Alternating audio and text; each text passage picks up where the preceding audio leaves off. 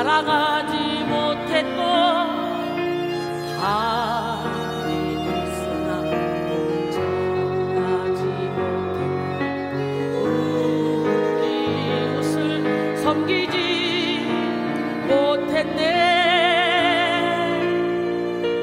오 연약한 내 믿음이 오완고한 내 마음이여 주 하나님 앞에 간절히 기도하네.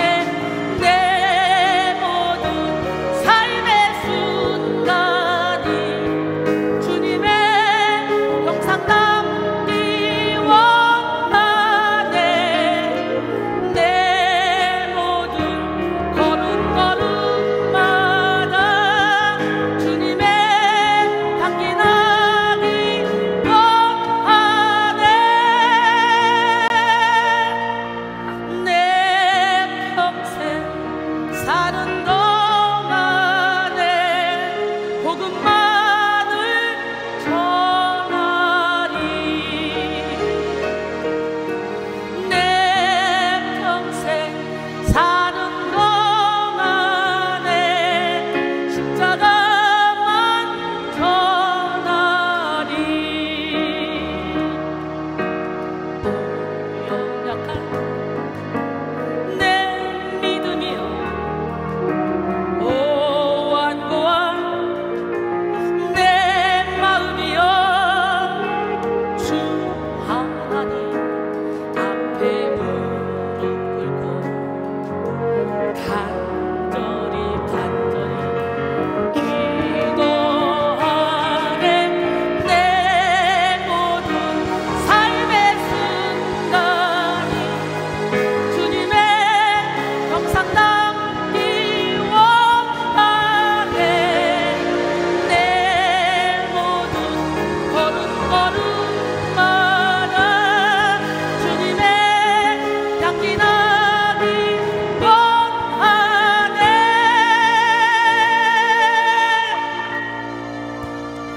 내 평생 사는 동안에 복음만을 전하리. 내 평생 사는 동안에 십자가만 전하리. 이 시간에는 성탄을 위한 영혼의 정화라는 테마로 첫 번째 시간 오염된 예배의 정화라는 제목으로 은혜를 나누기 원해요. 이사야 1장 10절로 20절 말씀을 함께 보겠습니다. 너희 소돔의 관원들아 여호와의 말씀을 들을지어다. 너희 고모라의 백성아 우리 하나님의 법에 귀를 기울일지어다. 여호와께서 말씀하시되 너희의 무수한 재물이 내게 무엇이 유익하뇨? 나는 수량의 번제와 살찐 짐승의 기름에 배불렀고 나는 수송아지나 어린 양이나 숫염소의 피를 기뻐하지 아니하노라. 너희가 내 앞에 보이러 오니 이것을 누가 너희에게 요구하였느냐? 내 마당만 밟을 뿐이니라. 헛된 재물을 다시 가져오지 말라. 분향은 내가 가증히 여기는 바요 월삭과 안식일과 대회로 보이는 것도 그러하니 성녀와 아울러 악을 행하는 것을 내가 견디지 못하겠노라. 내 마음이 너희의 월삭과 정한 절기를 싫어하나니 그것이 내게 무거운 짐이라. 내가 지기에 곤비하였느니라. 너희가 손을 펼 때에 내가 내 눈을 너희에게서 가리고 너희가 많이 기도할지라도 내가 듣지 아니하리니 이는 너희의 손에 피가 가득함이라. 너희는 스스로 씻으며 스스로 깨끗하게 하여 내 목전에서 너희 악한 행실을 버리며 행악을 그치고 선행을 배우며 정의를 구하며 학대받는 자를 도와주며 고아를 위하여 신원하며 과부를 위하여 변호하라 하셨느니라. 여호와께서 말씀하시되 오라 우리가 서로 변론하자. 너희의 죄가 주홍 같을지라도 눈과 같이 희어질 것이요 진홍같이 붉을지라도 양털같이 희게 되리라.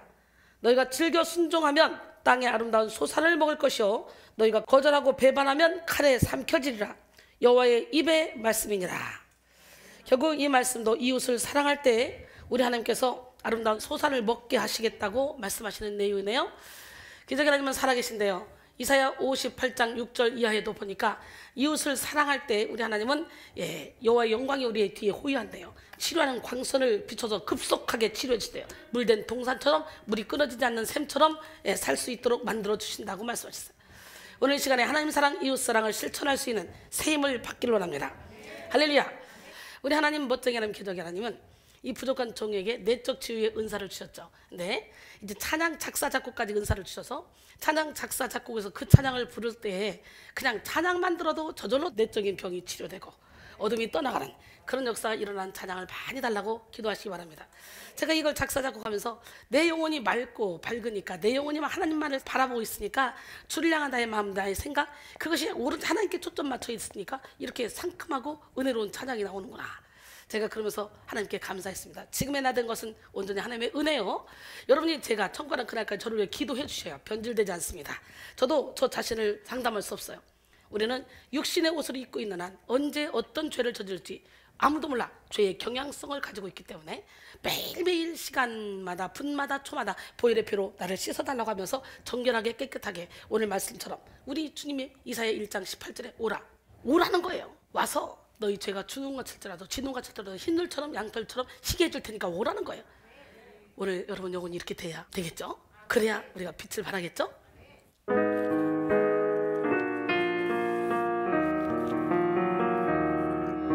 너희는 세상의 빛이라.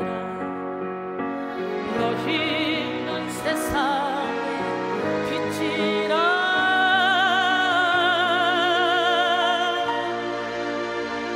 빛을 발하라. 빛을 발하라. 빛을 발하라.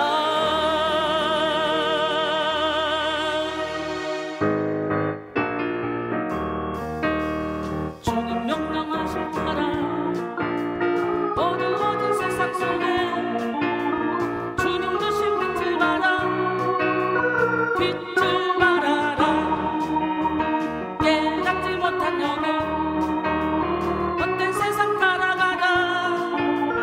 세상 속에 함몰되어 고통 중에 부르는데 안타까운 우리들이 우리에게 말씀하네.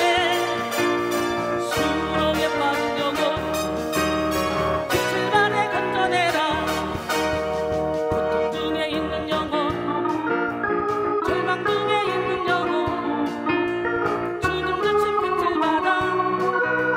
빛을 발하라. 깨닫지 못한 영혼 헛된 세상 따라가라. 세상 속에 함몰되어 고통 중에 부르짖네. 안타까운 우리들이 우리에게 말씀하네. 수렁에 빠진 영혼 빛을 발해 건져내라. 너희는 세상의 빛이라. 너희는 세상의 빛이라. 빛을 발하라. 빛을 발하라. 빛을 발하라. 너희는 세상의 빛이라. 너희는 세상의 빛이라. 빛을 발하라. 빛을 발하라. 빛을 발하라. 할렐루야. 이렇게 빛을 발하기를 원하십니까? 야, 진짜 신기하게 보령에서 대구를 가려고 딱 자동차를 탔는데 비몽사몽이에요. 잠도 거의 안 자고. 근데 갑자기 주를 향한 나의 마음이 막 불타오르는 거예요. 주를 향한 나의 생각이 막 불타오르는 거예요. 주를 향한 나의 기쁨이 막, 사랑이 막 불타오르는 거예요. 그래서 제가 이 가사를 그냥 입으로 말을 하면서 바로 그냥 주를 향한 나의 마음 노래를 계속했어요. 근데 그걸 그대로 곡으로 옮겼어요. 함께 찬양합니다.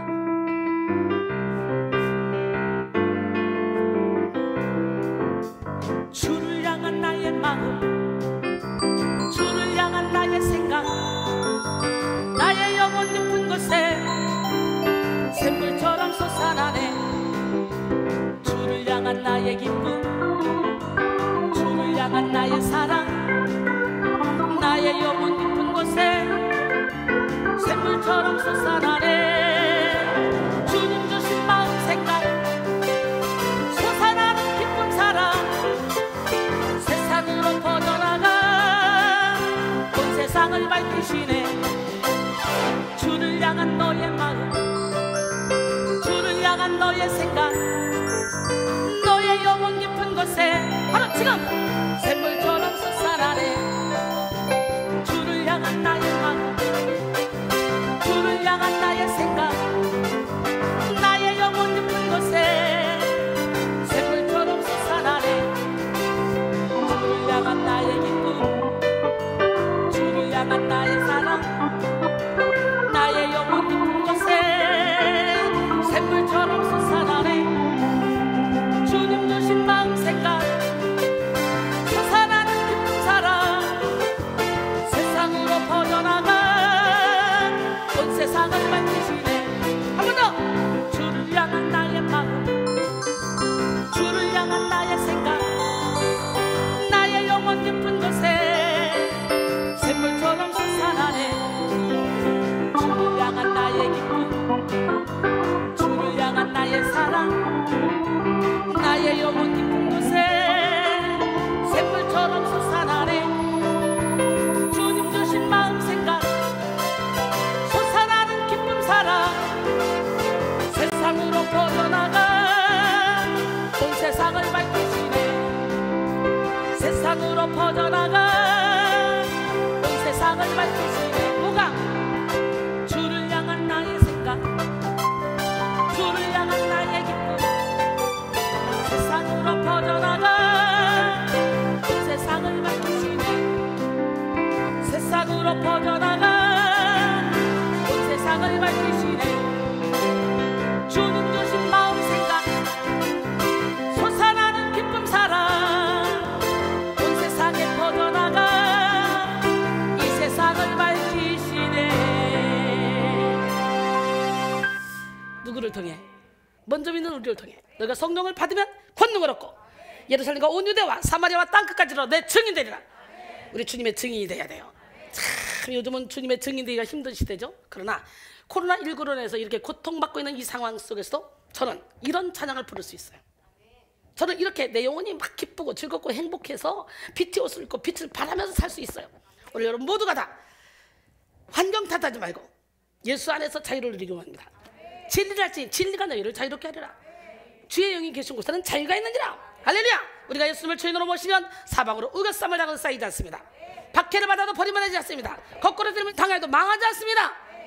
아껴맞겨 답답해도 낙심하지 않습니다. 왜? 임말로 하나님은 함께 하시기 때문에. 그래서 믿음이 있느냐 없느냐는 이런 고난의 시대가 왔을 때 할 수 있는 거예요. 우리가 마음껏 예배 드릴 때는 몰라. 믿음이 있는지 없는지. 그러나 이 고난의 때에 우리 모두 다 주님 앞에 온전히 서기를 원합니다. 우리 하나님 살아계십니다. 성탄을 위한 영혼의 정화, 첫 번째 시간으로 예배의 정화. 무슨 정화? 바로 예배는 이렇게 하나님을 기뻐하고 하나님을 높여드리고, 예배는 신령과 진정으로 외양간에서 나온 송아지처럼 기뻐 뛰며 드리는 게 예배지. 하나님은 우리의 중심을 보시는 거예요. 봐, 지금 우리가 막 이 기뻐하고 행복해하는 이 모습을 보시고 하나님이 얼마나 행복하실까. 그지? 너희 하나님, 나의 하나님 여호와가 오늘 우리의 모습 보고 굉장히 행복해하실 것 같아.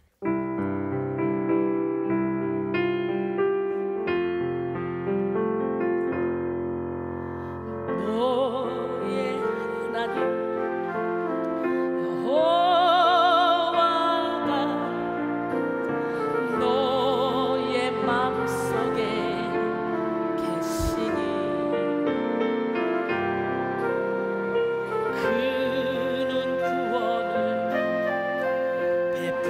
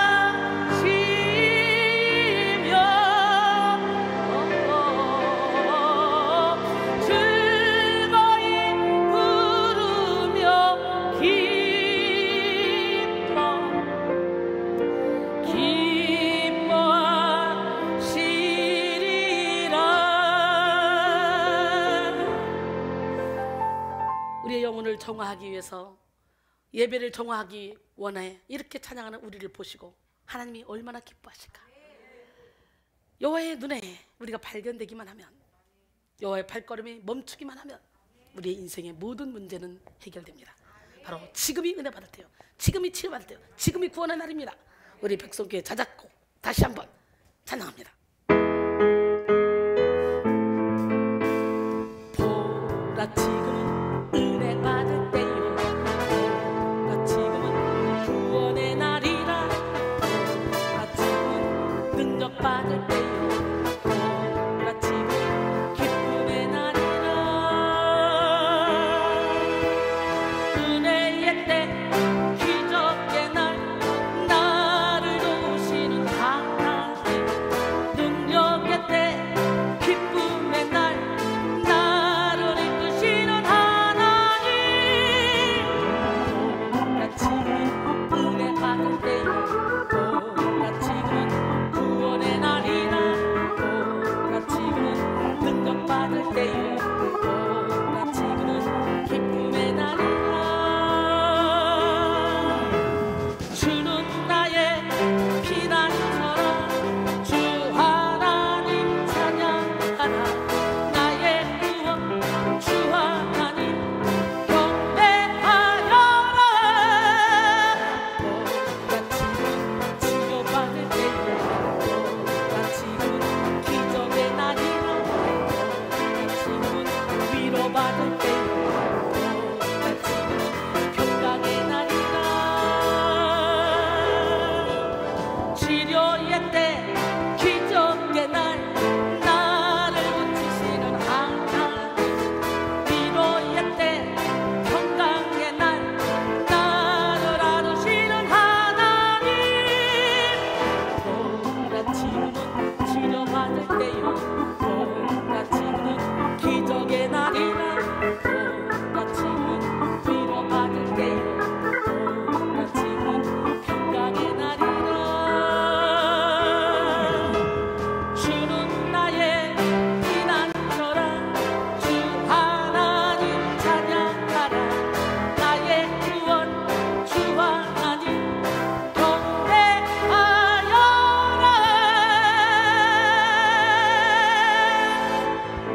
보라 지금은 은혜 받을 때요, 보라 지금은 구원의 날이라, 보라 지금은 능력 받을 때요, 보라 지금은 기쁨의 날이라. 은혜의 때 구원의 날 나를 도우시는 하나님, 능력의 때 기쁨의 날 나를 이끄시는 하나님. 보라 지금은 은혜 받을 때요, 보라 지금은 구원의 날이라, 보라 지금은 능력 받을 때요, 보라 지금은 기쁨의 날이라. 주는 나의 피난처라, 주 하나님 찬양하라. 나의 구원 주 하나님 경배하여라. 보라 지금은 치료받을 때요, 보라 지금은 기적의 날이라, 보라 지금은 위로받을 때요, 보라 지금은 평강의 날이라.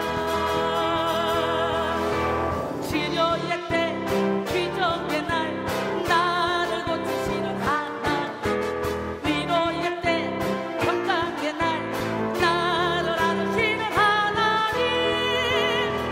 보라 지금은 치료받을 때요, 보라 지금은 기적의 날이라, 보라 지금은 위로받을 때요, 보라 지금은 평강의 날이라. 주는 나의 피난처라, 주 하나님 찬양하라. 나의 구원 주 하나님 경배하여라. 할렐루야. 그 기적의 하나님을 찬양하고 그 기적의 하나님을 경배하면 이렇게 저처럼 날마다 행복하다고 기쁘다고 이렇게 승리의 개가를 부르게 될 줄 믿습니다. 여러분, 우리는 대림절 기간을 지금 지나고 있죠. 대림절은 주님 오시는 날을 기다리는 날이죠. 저는 365일 매일 주님 오시는 날을 기다리며 대림절을 준비하는 삶을 살아요. 우리는 하루도 빠지지 않고 매일매일 온라인으로 이렇게 예배를 계속 드리고 있잖아요. 그러다 보니까 매일 설교 준비하고 영상 작업하고 기도하고 이게 저의 일인데요. 그러다 보니까 이렇게 여기서 기쁨이 평강이 희락이 넘쳐납니다. 여러분들도 주님께 집중하심으로 오딘하심으로 주님이 주시는 이 평강을 누리기를 원합니다. 이제 성탄절이 코앞으로 다가왔습니다. 4번의 대림절을 보낸 우리는 4일 후면 하나님의 독생자 예수 그리스도께서 성육신하신 성탄절을 맞이하게 됩니다. 우리가 기다림의 끝자락에 서 있죠. 지금 우리는 이제 더욱더 힘을 다해서 주님의 오실 날을 준비해야 돼. 이순이는 빛으로 오실 주님을 준비해서 작사 작곡을 계속 지금 하고 있어 지금. 그래서 내년 1월달 2021년에는 아주 그냥 자작곡이 엄청나게 많이 나올 것 같아요. 코로나로 인해 대면 예배를 드릴 수 없고 성탄 축하 행사를 자유롭게 할 수 없는 상황이지만 그 어느 때보다도 더욱더 마음을 다하고 뜻을 다하고 힘을 다해서 성탄을 준비해야 됩니다. 세상은 갈수록 악해지고 있습니다. 이 세상의 정치, 경제, 문화, 예술, 교육의 배후에서 역사하는 이 악한 영들은 시간이 가면 갈수록 더욱더 교묘하고 간사한 방법을 동원하여 성도의 믿음을 방해하고 교회의 예배와 선교를 제한합니다. 이 험한 세상 우리 살아가는 동안 내 주님 가신 그 길만 바라보고 달려가야 돼요. 할렐루야.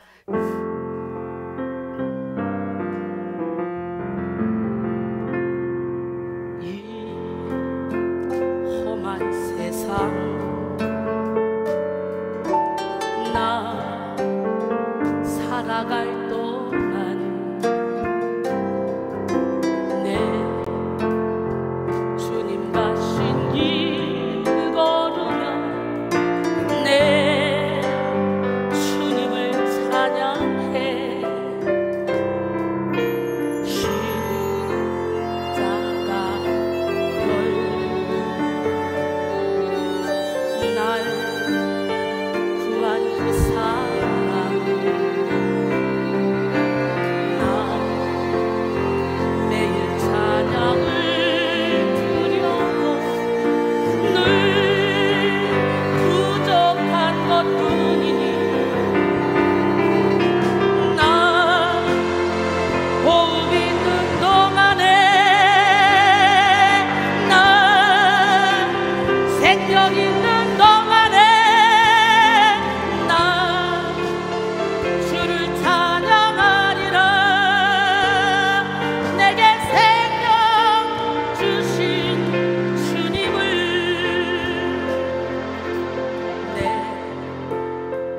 작은 손에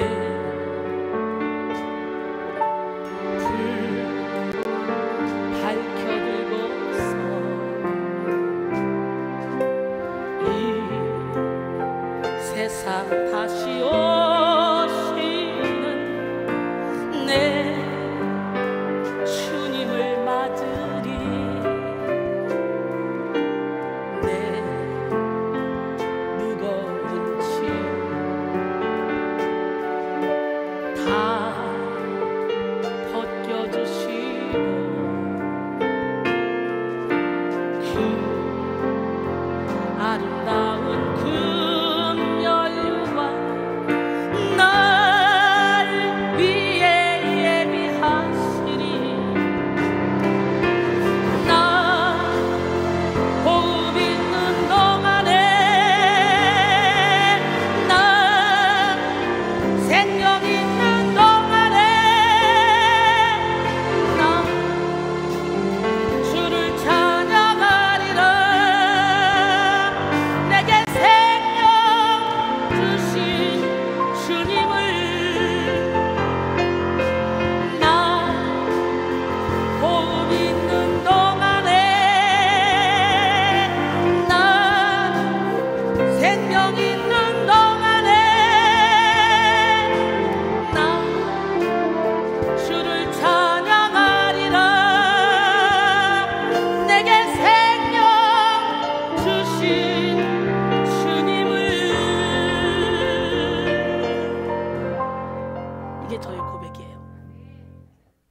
이게 여러분의 고백이 되기 원합니다. 하나님은 살아계시고 살아계신 하나님 지금도 불꽃 같은 눈동자로 저와 여러분을 지켜보고 계시며 전심으로 당신에게 향하는 자에게 능력을 베풀어 주십니다. 태초부터 하나님을 대적하고 예수 그리스도의 구속사를 방해했던 이 악한 마귀 사탄은 말세에 이르러 최후의 발악을 하며 교회를 무너뜨리려고 하고 성도의 영혼을 실족시키려고 합니다. 그러므로 우는 사자처럼 투자하면 삼켜자를 찾는 이 악한 영에게 걸려 넘어지지 않기 위해서는 우리는 정결해야 돼요. 거룩해야 돼요. 깨끗한 시온의 대로를 내 영혼 가운데 만들어야 돼요. 그러기서는 영분별의 은사를 받아야 돼요. 오늘 시간에 성령의 강력한 기름 부음 받는 시간이 되길 원합니다. 그러므로 우리는 먼저 자신의 영혼을 지키기 위해 힘을 다해 예배하고 기도함으로 성령의 충만함을 받아야 합니다. 날로 어두워지는 이 세상 속에서 빛을 발하고 썩어가는 세상 속에서 소금의 맛을 내기 위해 더욱더 깨어 근신하며 성탄을 준비하고 성탄을 통해 임하는 하늘의 능력을 충만하게 받는 우리 모두가 되기를 원합니다. 에베소 6장 10절로 13절 끝으로 너희가 주 안에서와 그 힘의 능력으로 강건해지고, 우리의 힘으로 강건해지는 게 아니에요. 주님이 주시는 힘으로 마귀의 간계를 등이 대적하기 위하여 하나님의 전신갑주를 입으라. 우리의 씨름은 혈과 육을 상대하는 것이 아니요 통치자들과 권세들과 이 어둠의 세상 주관자들과 하늘에 있는 악의 영들을 상대합니다. 그러므로 하나님의 전신갑주를 취하라. 이는 악한 날에 너희가 능히 대적하고 모든 일을 행한 후에 서기 위함이라 그랬어요. 이 시대는요, 거짓 선자들과 거짓 그리스도들이 아주 판을 치고 있습니다. 이적과 기사를 행해서 할 수만 있으면 믿는 자들까지도 다 미혹하고 있는 이 시대 가운데 우리가 속지 않기 위해서는 다시 한번 허리띠를 졸라매고 예배에 집중해야 되고 예배의 종화를 이루어야 됩니다. 우리 하나님은 살아계십니다. 성탄절은 세상을 살아가는 모든 사람들에게 동일하게 주어지는 시간이지만 성탄의 의미를 알고 성탄을 준비한 그런 사람만이 성탄에 담겨있는 놀라운 하나님의 사랑과 능력, 지혜와 기쁨을 누릴 수 있습니다. 부스 클리브는 그리스도의 성육신은 유한한 인간의 영역 안에 무한한 하나님을 오시게 한 것이다 라고 했어요. 성탄에 담긴 영적인 의미를 모르는 사람에게 성탄절은 그저 의례적으로 지나가는 연말의 공휴일처럼 유흥과 쾌락의 시간이며 돈벌이의 수단입니다. 지금도 성탄의 의미를 모르는 사람들은요, 성탄절을 통해 자기 육신의 정욕을 채우려고 하죠. 저도 예수를 믿기 전에도 성탄절만 되면 친구들과 335 어울려 다니며 밤새고 놀고 다니고 그냥 카페로 술집으로 막 돌아다니면서 신나게 놀았습니다. 이 성탄절의 의미를 모르니까 세상 연락을 취하는 거죠. 지금도 그런 사람들이 많이 있죠. 근데 요즘은 이제 코로나 때문에 그런 것도 할 수 없고 손발이 다 묶여서 아무것도 할 수 없는 시대가 와버렸네. 지금도 성탄의 의미를 모르는 사람들이 이렇게 성탄절을 통해 자기의 육신을 채우려고 하는데요, 성탄의 주인공인 예수 그리스도는 잊어버리고 돈과 쾌락, 정욕을 섬기며 성탄절을 세속적인 것으로 퇴색시켜 버립니다. 이는 이 세상 신인 마귀가 믿지 않는 자들의 마음을 혼미케 해서 예수 그리스도의 영광의 복음의 광채가 비치지 못하게 만들어 놓았기 때문에 그래요. 마귀에게 미혹된 사람들은 눈이 있어도 복음의 빛을 볼 수 없어요. 귀가 있어도 복음의 소리를 들을 수 없어요. 그러니 하나님의 명령 따라 입이 있어도 손이 있어도 발이 있어도 입이 있어도 하나님께 감사하지 못하고 손이 있어도 하나님을 섬기지 못하고 발이 있어도 복음을 증거하러 나가지 못하는 거예요. 고린도서 4장 4절 그 중에 이 세상 신이 믿지 아니하는 자들의 마음을 혼미케 하여 그리스도의 영광의 복음의 광채가 비치지 못하게 하매니 그리스도는 하나님의 형상이니라 그랬어요. 우리 또 자작곡 있죠? 이 찬양 함께 찬양합니다.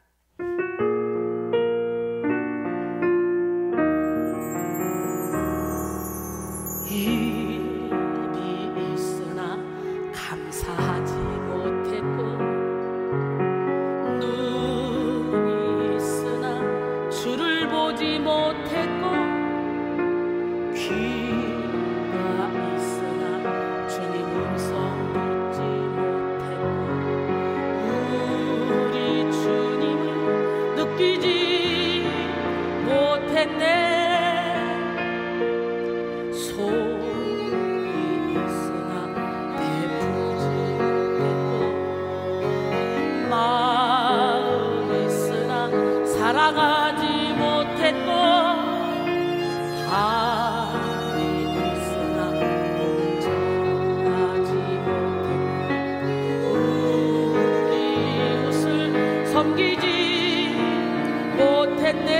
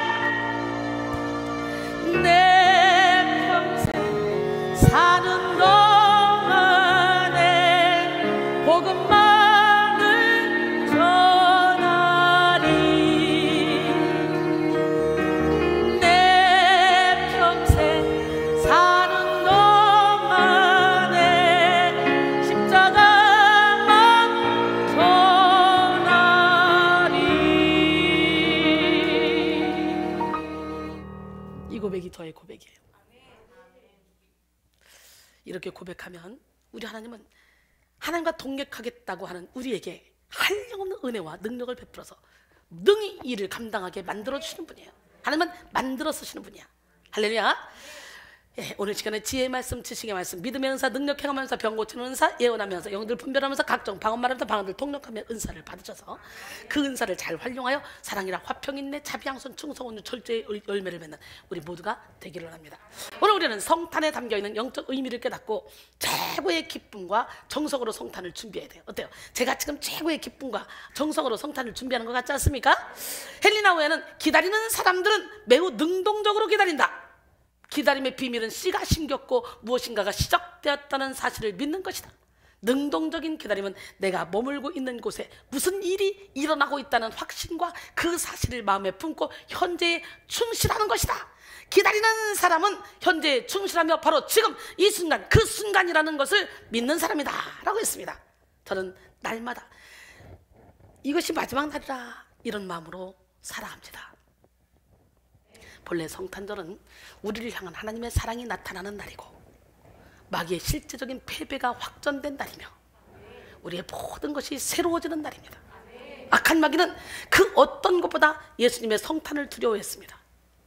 그래서 예수님 당시의 마귀의 세력을 대표하는 헤롯은 유대인의 왕 메시아가 나셨다는 소식을 듣고 극도의 불안을 표출하면서 2살 이하의 남아를 모두 죽이라는 잔혹한 명령을 내렸잖아요. 마태복음 2장 16절, 이에 헤롯이 박사들에게 속은 줄 알고 심히 노하여 사람을 보내어 베들레헴과 그 모든 지경 안에 있는 사내 아이를 박사들에게 자세히 알아본 그때를 기준하여 2살부터 그 아래로 다 죽였다는 거예요. 사도 요한은 요한계시록을 통해 아기 예수의 탄생, 성탄을 방해하기 위해 혈안이 된 마귀를 붉은 용으로 묘사했습니다. 붉은 용. 계시록 12장 1절 5절, 하늘에 큰 이적이 보이니 해를 옷 입은 한 여자가 있는데 그 발 아래에는 달이 있고 그 머리에는 12별의 관을 썼더라. 이 여자가 아이를 베어 해산하게 되매 아파서 애를 쓰며 부르짖더라. 하늘에 또 다른 이적이 보이니 보라, 한 큰 붉은 용이 있어 머리가 7요 뿔이 10이라. 그 여러 머리에 7 왕관이 있는데 그 꼬리가 하늘의 별 3분의 1을 끌어다가 땅에 던지더라. 용이 해산하려는 여자 앞에서 그가 해산하면 그 아이를 삼키고자 하더니 여자가 아들을 낳으니 이는 장차 철장으로 만국을 다스릴 남자라.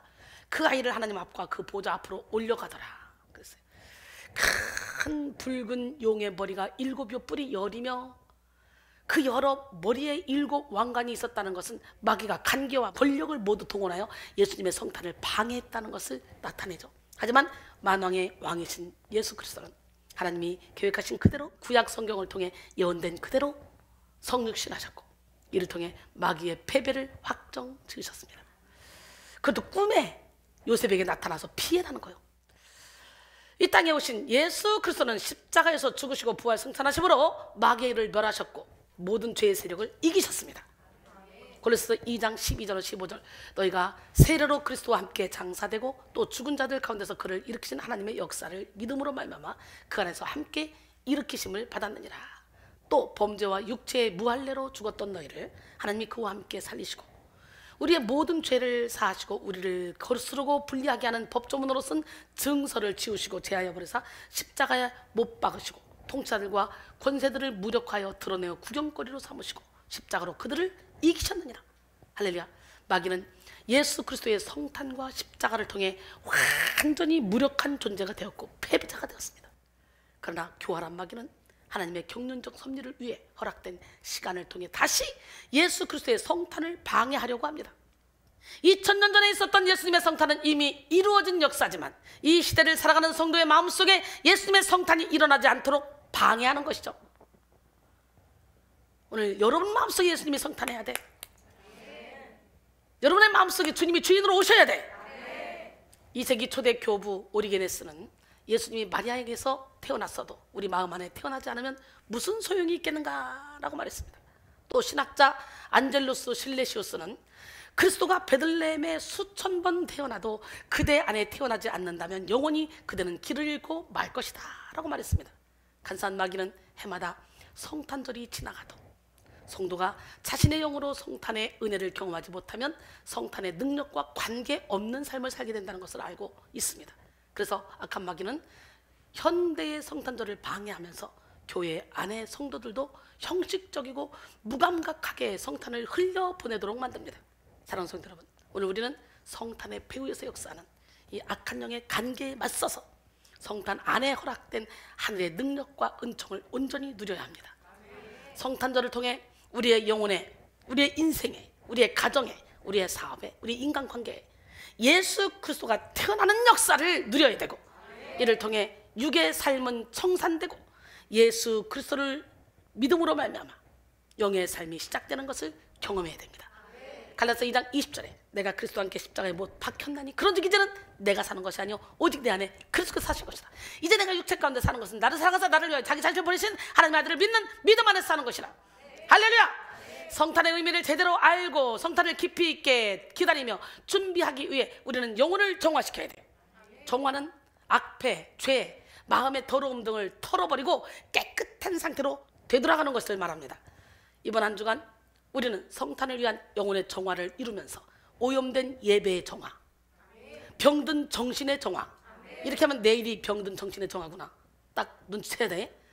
혼미한 생각의 정화, 더러운 마음의 정화, 변질된 신앙의 정화, 혼탁한 관계의 정화를 이루어야 합니다.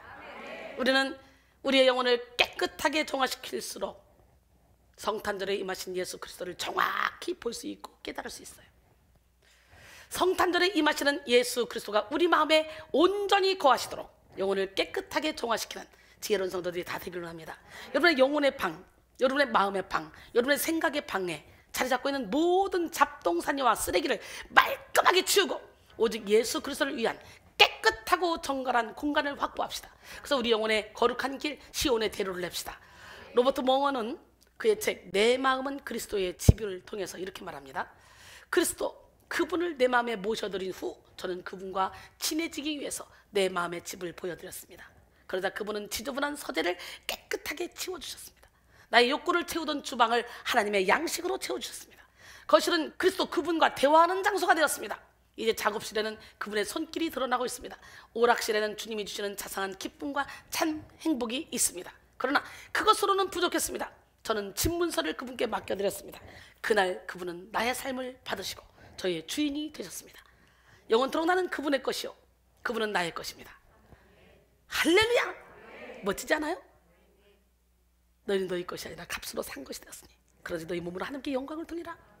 너희는 너희 몸에 하나님의 성령이 거하는 전이라 하잖아. 고린도전서 6장 19절로 20절. 이 시간 우리는 우리의 내면에 찾아오신 예수 그리스도를 위해 영혼의 정화를 이루어야 됩니다. 지금도 주님은요 문 밖에서 기다리십니다. 회개하는 영혼에게 볼자다 내가 문 밖에 서서 문을 두드리더니 누군지 내 음성을 듣고 문을 열면 내가 그에게로 들어가 그와 더불어 먹고 그는 나와 더불어 먹으리라. 계시록 3장 20절 말씀이죠. 특별히 우리는요 비움을 통해 영혼의 정화를 이루어야 합니다. 피움은 은혜와 진리이신 예수 그리스도를 모시기 위해 반드시 선행되어야 할 일입니다. 우리는 진리를 깨닫기 위해 모든 고집과 이론을 비워야 되고, 사랑을 경험하기 위해 상처와 욕심을 비워내야 합니다. 능력을 받기 위해 불신과 교만을 비워내야 하고, 두려움과 염려를 비워내야 됩니다. 봄에 새 생명을 기다리는 겨울나무가 모든 것을 비워내고 본질로 되돌아가듯, 우리는 영의 생명을 얻기 위해 육에 속한 모든 것을 다 비워야 합니다. 시인 소천은 다음과 같은 비움을 노래했습니다. 싹이 나고 꽃이 피던 계절을 비움의 계절로 마주한다. 소유할 때 있으면 비워할 때 있다고 온몸으로 말해주는 계절 앞에서 내 열심과 헌신을 알아주지 않는 사람들 때문에 서운하고 아픈 나를 보며 아직도 다 비워내지 못한 내 모습을 본다. 신에게 빚진 자로, 세상의 빚진 자로 살았지만 나는 아직도 다 비워내지 못했다. 그래서 다짐한다. 더 깊은 비워내기를 다짐한다. 할렐루야. 죽읍시다. 깨집시다. 무너집시다. 그러면 어떤 역사가 일어나? 골로새서 3장 1절로 5절 보니까, 그러므로 너희가 그리스도와 함께 다시 살리심을 받았으면 위의 것을 찾으라. 거기는 그리스도께서 하나님 우편에 앉아 계시네요. 위의 것을 생각하고 땅의 것을 생각하지 말라. 이는 너희가 죽었고 너희 생명이 그리스도와 함께 하나님 안에 감춰졌습니다. 우리 생명이신 그리스도께서 나타나실 그때에 너희도 그와 함께 영광 중에 나타나리라. 그러므로 땅에 있는 지체를 죽이라. 곧 음란과 부정과 사욕과 악한 정욕과 탐심이, 탐심은 우상숭배니라 그랬어요. 비우면, 부서지면, 내 안에 주님을 주인으로 모시면 예수님이 나타나실 때 나를 통해 나타나신다는 거지. 기가 막히지 않습니까? 부서져야 하리, 깨져야 하리, 부서집시다. 부서져야 하리, 부서져야 하리, 무너져야 하리, 무너져야 하리, 깨져야 하리, 더 많이 깨져야 하리, 씻겨야 하리, 깨끗이 씻겨야 하리, 다 버리고 다 고치고 겸손히 낮아져도 주 앞에서 정결하고 자랑치 못할 거예요. 부서져야 하리, 무너져야 하리, 깨져야 하리, 깨끗이 씻겨야 하리, 다 버리고 다 고치고 겸손히 낮아져도 주 앞에서 정결하고 자랑치 못할 거예요. 부서져야 하리, 무너져야 하리, 깨져야 하리, 깨끗이 씻겨야 하리. 할렐루야. 이 시간에 부서지고 깨지고 무너져서 깨끗이 씻기는 시간이 되길 원합니다. 할렐루야. 특별히 오늘 우리는 성탄을 위한 영혼의 정화를 이루기 위해 오염된 예배를 정화시켜야 됩니다. 형식적인 예배, 명목상의 예배 필요 없습니다. 육적인 예배 필요 없어요. 혼적인 예배 필요 없어요. 시간만 낭비해요. 영을 깨워야 돼요. 하나님은 영으로 오십니다. 육은 세상을 감지하는 매개체, 혼은 나 자신을 감지하는 매개체, 영은 하나님을 감지하는 매개체예요. 특별히 오늘 이 시간에 예배가 회복되기를 원합니다. 예배는 하나님의 자녀된 성도들의 제1되는 의무이자 권리입니다. 성도는 예배를 통해 삶의 이유와 가치를 찾고 하나님이 베푸시는 은혜와 능력을 누리며 험한 이 땅의 삶 속에서도 천국을 누릴 수 있습니다. 하나님이 우리를 창조하신 목적 자체가 바로 예배입니다. 정해진 시간에 하나님의 영이 머무시는 성전에서의 예배는 기본적이고 필수적인 것입니다. 그러나 하나님이 원하시는 예배는 시간과 공간에 제약된 형식적 행위가 아니에요. 진정한 예배의 능력은 성도로 하여금 24시간 365일 하나님의 임재를 사모하며 모든 삶 속에서 하나님을 예배하도록 변화시킵니다. 삶으로 하나님을 예배하는 자는 인격의 변화, 성품의 변화, 기질의 변화를 이루며 마침내 예수 그리스도를 닮는 삶으로 변화됩니다.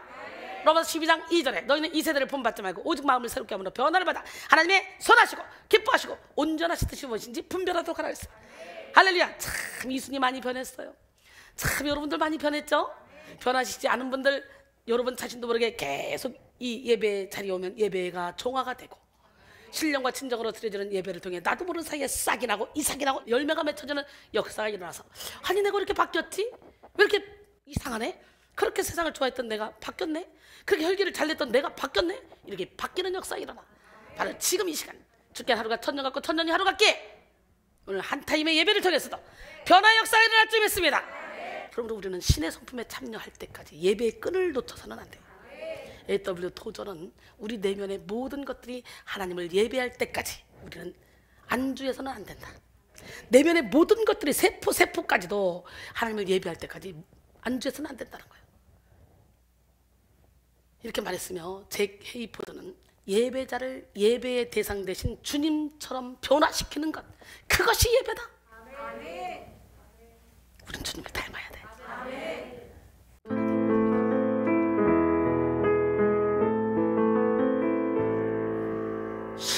십자가를 바라보며 눈물 짓는 그 눈으로 형제들을 판단하니 그 어찌 일이뇨. 주님을 사랑한다 고백하는 그 입술로 불평하고 원망하니 그 어찌 일이뇨. 주님을 닮아라. 주님을 닮아라. 내 안에 계시는 주님 닮아라. 주님을 닮아라. 주님을 닮아라. 날 위해 주신 우리 주님을 살아계신 하나님을 믿는다고 하면서도 한숨 지며 원망하니 이 어찌 일이뇨. 저 천국을 향하여서 걸어간다 하면서도 제 뜻대로 가려 하니 그 어찌 일이뇨. 주님을 닮아라. 주님을 닮아라.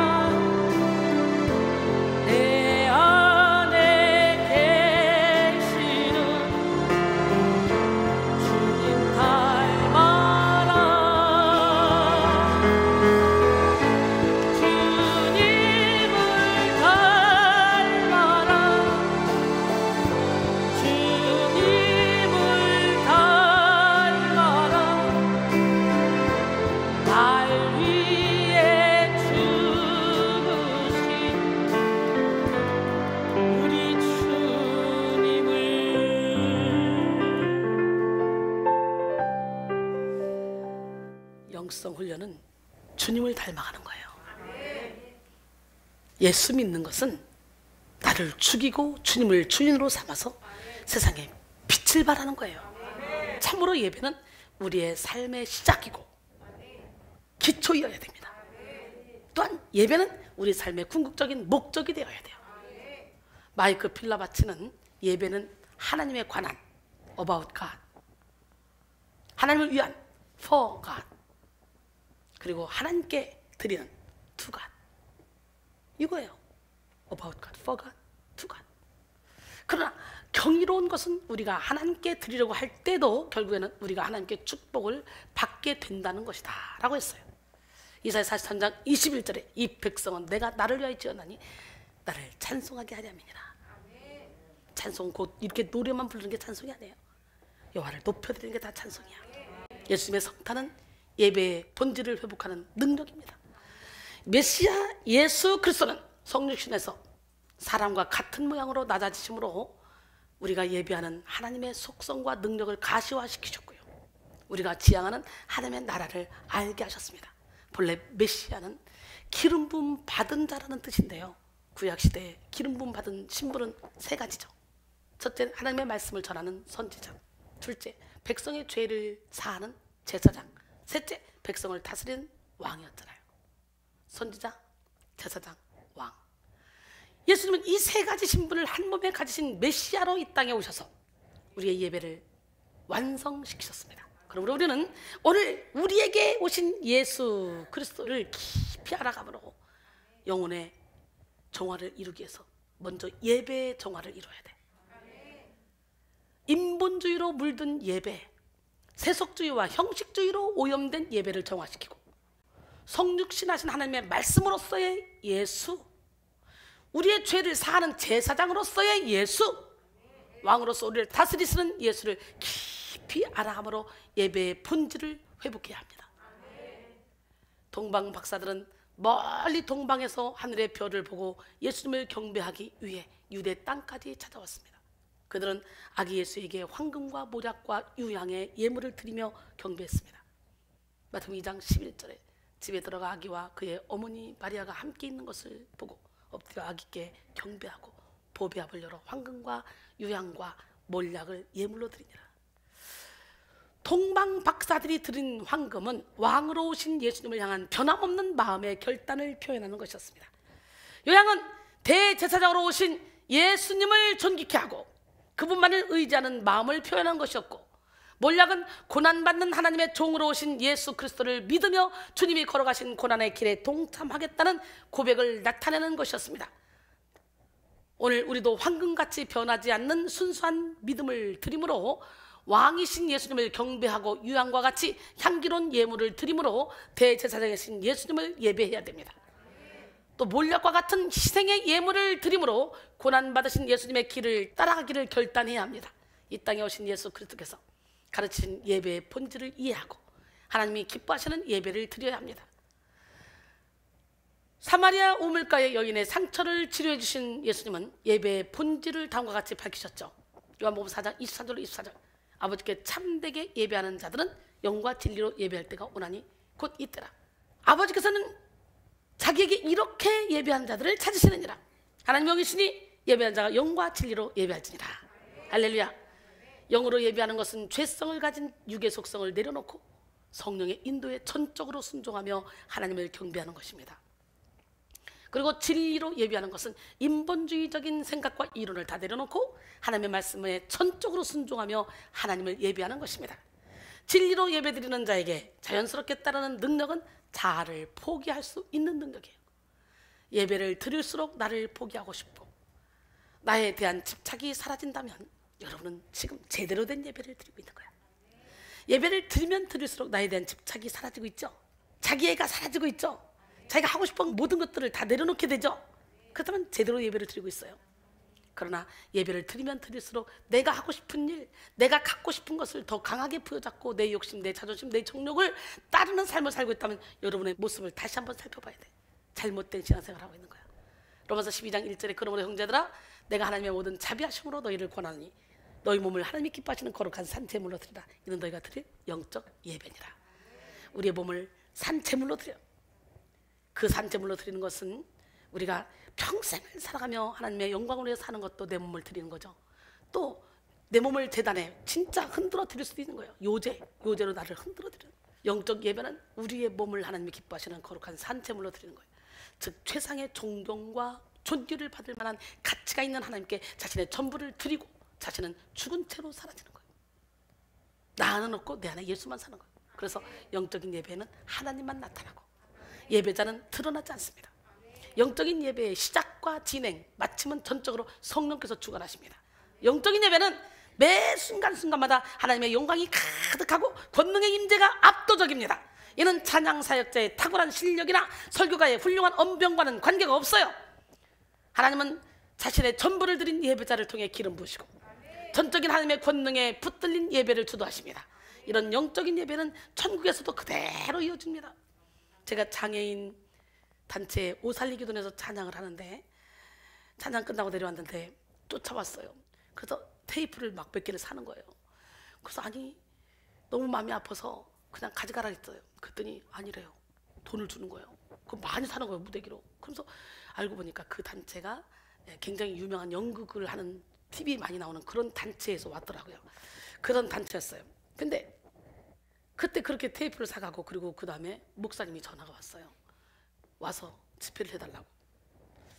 그래서 뭐 앰프 이런 거 다 필요 없다고, 말도 못하고 또 이게 듣지도 못하고 그러니까 그런 거 다 필요 없다는 거예요. 근데 내 마음의 감동이 정상인처럼 대우해주고 싶다. 정상인처럼 대우해주고 싶다라는 생각이 들었어요. 그래서 앰프 시설을 했어요. 하지 말라는데도 해놓고 전심으로 설교를 하려고 준비를 다 해놨어요. 그리고 이제 리허설 했죠. 근데 그 성도들이 너무너무 기뻐하는 거예요. 그러면서 이제 그분들이 제가 설교하기 전에 특송을 하는데 소리가 소리인지 뭔지 몰라. 근데 기름 부음이 얼마나 강하게 임하는지 제가요 정말 은혜를 많이 받았어요. 그 영혼이 막 하나님을 사랑하는 그 갈망함이 얼마나 큰지 제가 펑펑 울었답니다. 그리고 설교로 나와서 일반 사람과 똑같이 막 찬양하며 막 열정적으로 몇 시간을 했어요. 막 다 울어요. 다 울어. 그랬더니 막 테이프를 엄청나게 사갔어요. 그분들이. 거기서 내가 선물로 나누려고 했더니 기분 나빠한대요. 그런 장애인들 다 직장이 있대요. 돈 안 돼요. 돈 쓸 일 없으니까. 그래서 뭐 담임 목사님이 받으라는 거예요. 그래서 거기서 엄청나게 테이프를 많이 팔았는데 어떻게 알아듣냐 이 사람들이 이거 사다가. 그랬더니 드럼 소리가 꿍꿍 한번 울릴 때 그걸 상상해서요 제 목소리, 제 모션, 제 입모양, 표정을 통해 다 읽는데요. 어떤 사람은 못 듣고 어떤 사람은 못 보고 어떤 사람은 말 못하고 막 이런 여러 가지 분들이 이렇게 모였었는데 그렇게 집회했던 적인데 참 그랬어요. 그래서 우리가 뭐 잘나서 하나님 우리를 통해 일하는 게 아니라 우리의 중심을 보시고 일한다는 거. 할렐루야. 사도 요한은 열린 환상을 통해 천상의 예배를 경험했습니다. 우리 이병섭 장로님 요즘 열린 환상을 통해 눈 뜨고 제 배후에서 역사하는 천군 천사들 하나님이 보호하시는 여호와의 사자들을 막 눈 뜨고 봅니다. 저를 통해 일하시는 하나님을 눈 뜨고 봐요. 그래가지고 그 연세 드신 분이 세상에 막 보령으로 대구로 인천으로 막 돌아다니시잖아. 밤새고 막 운전하면서. 기가 막힙니다. 오늘 여러분 영이 열리기를 원합니다. 영의 귀가 열리고 영적인 마음이 열리기를 원합니다. 저도 은혜 받다가 확 기도하다가 뚫리니까 열린 환상이 일어나더라고. 눈 뜨고 그냥 보는 것도 현실로 그대로 이루어지더라고. 오늘 그 은혜도 받기를 원합니다. 그러나 영분별이 없으면 보는 대로 들리는 대로 끌려가게 돼 있어요. 영분별의 은사를 받으셔서 이것이 하나님이 주는 건지 사탄이 주는 건지 내 생각인지 분별할 수 있는 은혜가 있어야 됩니다. 이렇게 사도 요한은 열린 환상을 통해 천상의 예배를 경험했는데요. 모든 영광과 존귀와 능력을 삼일체 하나님께 돌리고 모든 예배자는 엎드러져 죽은 모습으로 예배하는 것을 보았습니다. 계시록 5장 11절로 14절 내가 또 보고 들음에 보좌와 생물들과 장로들을 둘러선 많은 천사의 음성이 있으니 그 수가 만만이요 천천이라. 큰 음성으로 이르되 죽임을 당하신 어린 양은 능력과 부와 지혜와 힘과 존귀와 영광과 찬송을 받으시기에 합당하도다 하더라. 또 내가 들으니 하늘 위에와 땅 위에와 땅 아래와 바다 위에와 또 그 가운데 모든 피조물이 이르되 보좌에 앉으시니와 어린 양에게 찬송과 존귀와 영광과 권능을 세세토록 돌릴지어다 하니 내 생물이 이르되 아멘 하고 장로들은 엎드려 경배하더라 그랬어요. 이 시간 영적 예배를 드리기 위해 우리는 예배의 틈탄 오염물질을 다 제거해야 됩니다. 공생의 3년을 보내고 예루살렘에서 입성하신 예수님은 가장 먼저 성전에 들어가셔서 하신 일이 뭡니까? 성전의 오염 요소를 제거하셨잖아요. 마태복음 21장 12절로 13절 예수께서 성전에 들어가사 성전 안에서 매매하는 모든 사람을 내쫓으시며 돈 바꾸는 사람들의 상과 비둘기 파는 사람들의 의자를 둘러 엎으셨어요. 이야 대단하지. 둘러 엎어버렸다니까. 그들에게 이르시되 기록된 바 내 집은 만민이 기도하는 집이라 일컬음을 받으리라 하였거늘 너희는 강도의 소굴을 만드는도다. 그러면서 상을 둘러 엎었어요. 한번 상상을 해보라고. 이렇게 거룩한 분노. 그러니까 때로는 이순이가 여러분 뭐 잘못될 때 거룩한 분노 내면 왜 나만 가지고 그래? 그러지 말고 나 정신 차리라고 그러는구나. 그걸 감사해야지. 액면 그대로 받아들이는 사람이 참 많아. 오기 싫으면 오지 마. 그런데 그러면 안 돼. 그러면 진짜 오기 싫으면 오지 마라 했으니 안 갈래. 말귀를 못 알아들어. 바보들인지 뭔지. 예수님 당시의 성전 안에는 장사 속을 가지고 매매하는 사람들이 가득했습니다. 장사하는 사람들은 하나님께 흠없는 재물을 드릴 명목을 내세웠지만 그들의 숨은 의도를 간파했던 예수님은 그들이 하나님의 성전을 강도의 소굴로 만든다고 말씀하시면서 강하게 책망하셨습니다. 그래서 다소 거친 방식으로 상과 의자를 둘러 엎으시며 매매하는 모든 사람을 쫓아내셨어요. 그리고 하나님의 성전은 기도하는 일입니다. 이걸 천명하셨습니다. 오늘 우리도 예배 안에 파고든 불순물을 씻어내고 예배를 정화시켜야 됩니다. 오염된 예배, 변질된 예배는 무력하고 무가치합니다. 형식적 예배 아무 필요 없습니다. 아무리 예배를 많이 드려도 그 예배가 오염된 예배라면 하나님은 받지 않으십니다. 교활한 마귀는 이런 사실을 잘 알고 있기 때문에 어떻게든지 예배 중에 잡생각을 줘서 오염된 예배를 드리게 한다는 거예요. 그래서 여러 가지 방법을 통해서 교회와 성도의 예배를 오염시키고 방해하려고 합니다. 정치 배후에서, 환경 배후에서, 교육 배후에서, 사람과 사건의 배후에서 교묘하게 역사하여 성도가 모여서 영적인 예배를 드리지 못하게 방해합니다. 예배에 오염물질이 섞이도록 유도합니다. 그래서 오늘날 수도 없이 많은 예배를 드려도 성도들이 변화가 되지 않잖아요. 옛날에 그 모습 그대로잖아요. 세상 사람과 다른 게 별로 없잖아요. 이런 사람들이 많잖아. 완전히 변한 사람 찾기 힘들잖아요. 근데 우리 교회 오면 안 변할래야 안 변할 수가 없어.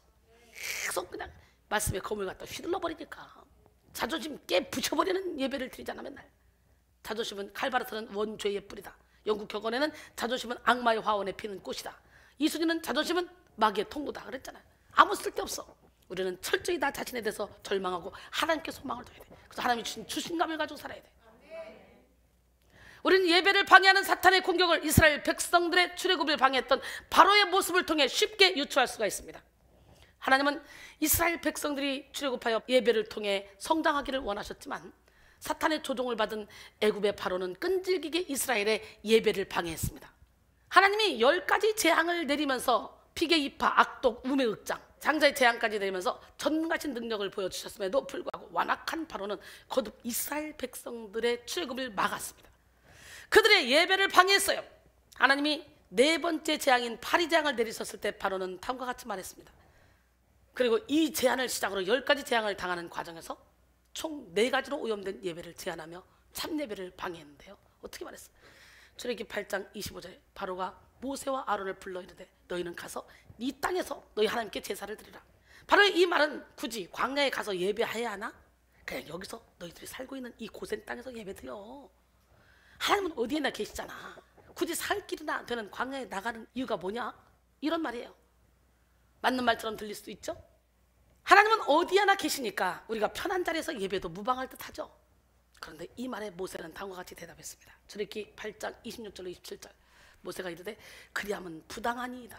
우리가 우리 하나님 여호와께 제사를 드리는 것은 애굽 사람이 싫어하는 바인즉 우리가 만일 애굽 사람의 목전에서 제사를 드리면 그들이 그것을 미워하여 우리를 돌로 치지 아니하리까?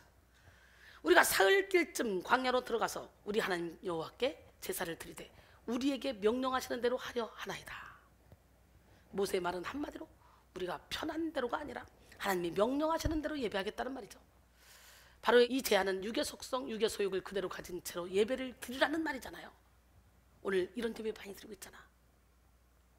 하나님의 뜻이 아닌 자신의 뜻에 따른 예배를 드리라는 거잖아요. 바로는 자신이 편리한 대로 두 마음을 가진 예배를 드리라는 거예요. 세상 것도 취하고 하나님 것도 취하자는 것이죠. 모세가 이것을 거절하자 바로는 너무 멀리는 가지 말고 예배를 드리라고 다시 제안합니다. 두 번째로 출애굽기 8장 28절에 바로가 가로되 내가 너희를 보내리니 너희가 너희 하나님 여호와께 광야에서 희생을 드릴 것이나 너무 멀리는 가지 말라.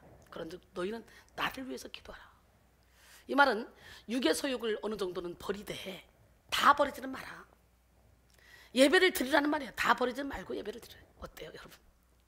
바로가 그렇게 막 꼬시는데 모세를, 지금 얼마나 많은 교회들이, 얼마나 많은 성도들이 이렇게 예배를 드립니까? 바로가 말하는 대로. 자신을 돌아보시기 바랍니다. 신앙의 적당주의와 혼합주의를 말하는 거예요. 이런 사람은 아주 작은 유혹에도 언제든 세상으로 다시 돌아갈 수 있습니다. 모세가 무서운 메뚜기 재앙을 예언하자 바로는 세 번째 제안을 합니다.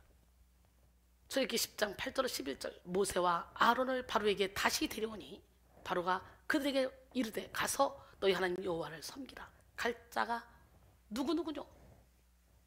모세가 가로되 우리가 여호와 앞에 절기를 지킬 것인즉 우리가 남녀노소와 우양을 데리고 가겠나이다. 바로가 그들에게 이르되 내가 너희와 너희 어린 것들을 보내면 여호와를 너희와 함께하게 함과 일반이니라. 삼갈자다. 너희 경영이 악하니라. 그는 불가하니 너희 남정만 가서 여호와를 섬기라. 이것이 너희의 구하는 바니라. 이에 그들이 바로 앞에서 쫓겨나니라. 남자들만 가서 예배를 드리란 말이에요. 이 말은 바로가 처자식을 볼모로 잡고 언제든 그들을 돌아오게 하겠다는 바로의 계략이 담겨 있는 말이잖아요. 우리도 우리의 예배를 방해하도록 사탄에게 볼모로 되어준 것이 있는지 돌아봐야 돼. 바로는 흑암의 재앙을 당하자 마지막 제안을 합니다. 양과 소를 놓고 가서 예배를 드리라는 거지.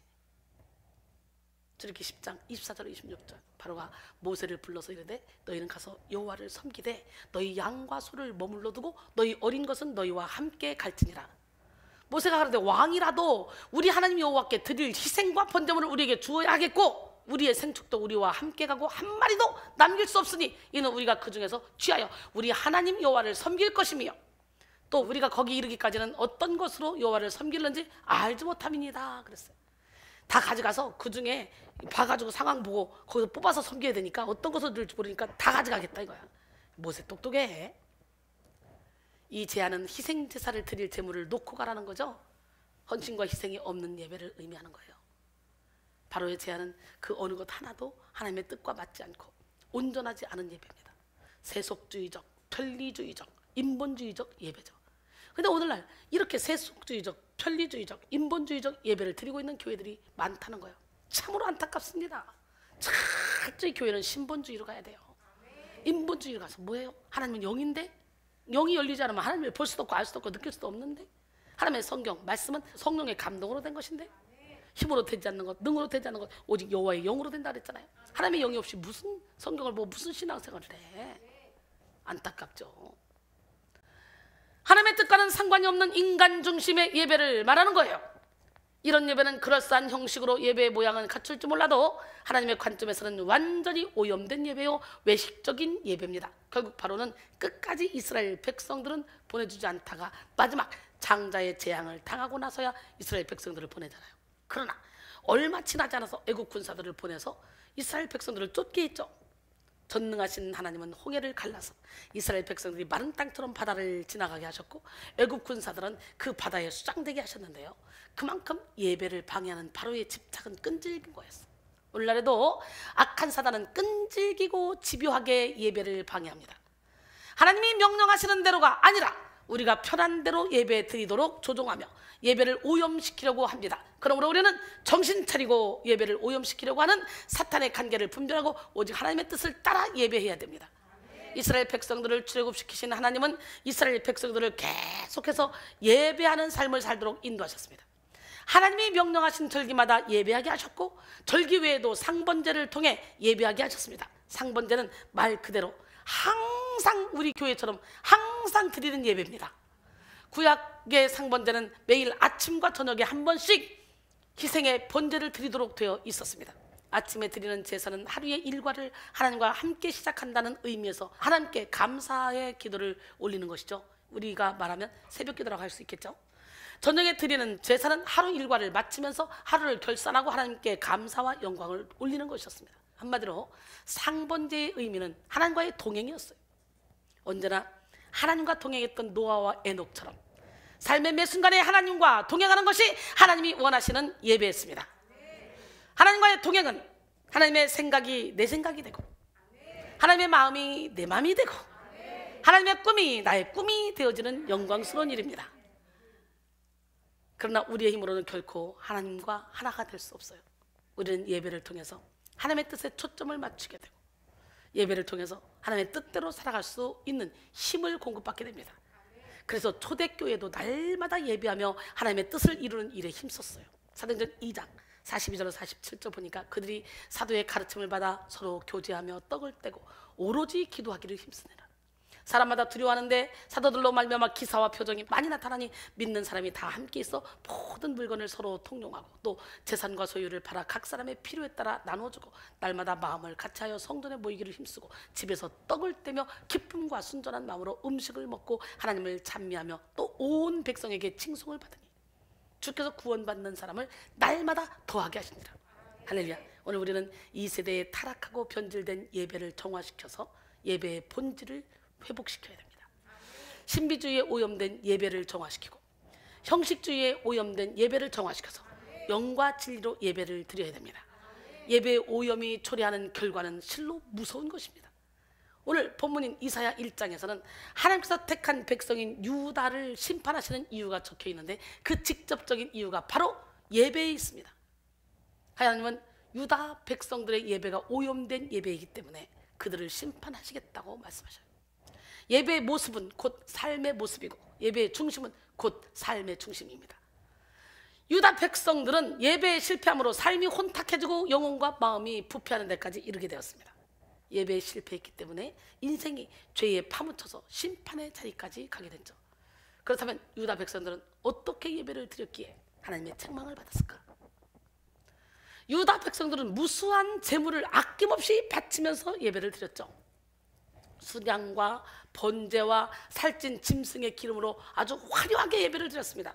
또 유월절, 오순절, 장막절 등의 절기를 지키고 월삭과 안식일도 빠짐없이 지키면서 아주 정확하게 예배를 드렸어요.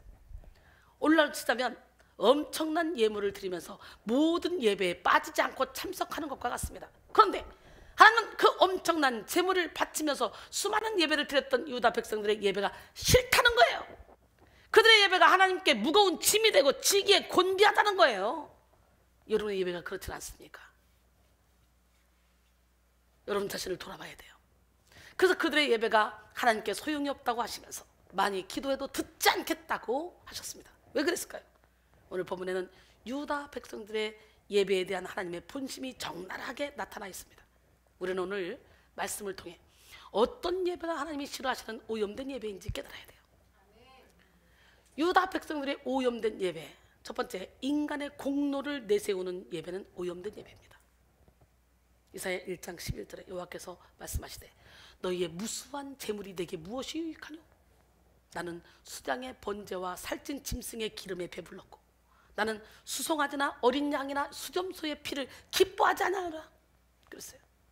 유다 백성들은 하나님께 무수한 재물을 바치고 온갖 예물을 드리며 예배를 드렸습니다. 그들은 그렇게 하면 성공하는 예배가 될 것이라고 생각했어요. 하지만 하나님은 무수한 재물이 하나님께 조금 더 유익하지 않다고 말씀하셔요. 하나님은 살찐 짐승의 기름에 배부르고 재물의 피를 기뻐하지 않는다 그랬어요. 우리가 아무리 많은 예물을 드리고 헌금을 드리고 물질을 바치고 막 열심히 충성을 봉사해도 하나님이 필요하지 않다는 거예요. 하나님은 우리의 중심을 보시기 원해요. 우리의 마음 받기를 원해요.